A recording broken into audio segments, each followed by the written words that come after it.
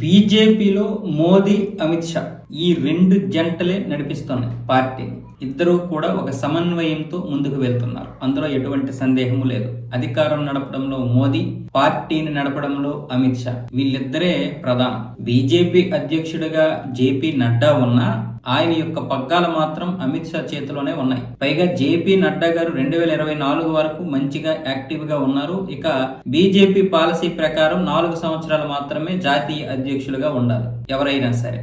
4 సంవత్సరాల తర్వాత మళ్ళీ కొత్త వారిని ఎంపిక చేసుకోవాలి. కానీ ఇప్పుడు 6 సంవత్సరాలు అయిపోతున్నా కూడా జేపీ నడ్డా స్థానంలో ఎవరిని నియమించలేకపోతున్నారు. అమిత్ షా, మోదీ ఎందుకు ఆలస్యం చేస్తున్నారో కూడా అర్థం కాలేదు. వాస్తవానికి ఎలాంటి వారితో కూటమి కట్టాలన్నా, లేకపోతే కూటమిలో సీట్లు పంచాలన్నా, ముఖ్యమంత్రులు మార్చాలన్నా, లేదా నియమించాలన్నా, ఉపరాష్ట్రపతులు తీసేయాలన్నా, నియమించాలన్నా, పార్టీలు సీట్లు సర్దుబాటు చేసుకోవాలన్నా వీళ్ళిద్దరంతా క్లారిటీ ఎవరికీ ఉండదు.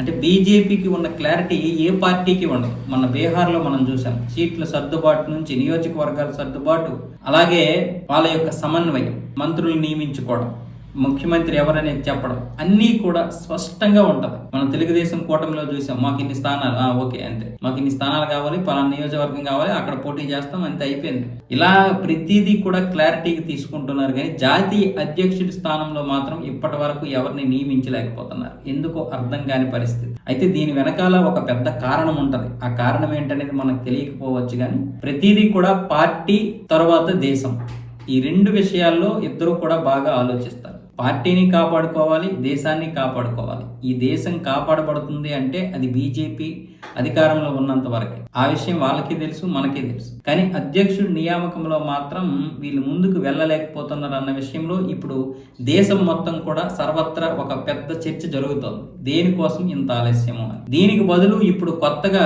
పార్టీ వర్కింగ్ ప్రెసిడెంట్ అనే కొత్త పదవి తీసుకొచ్చి పెట్టారు తప్ప అధ్యక్షుడిగా నియమించలేకపోయారు. బీజేపీకి చెందినటువంటి బీహార్ ఎమ్మెల్యే నితిన్ నవీన్ అయితే తీసుకొచ్చి పెట్టారు.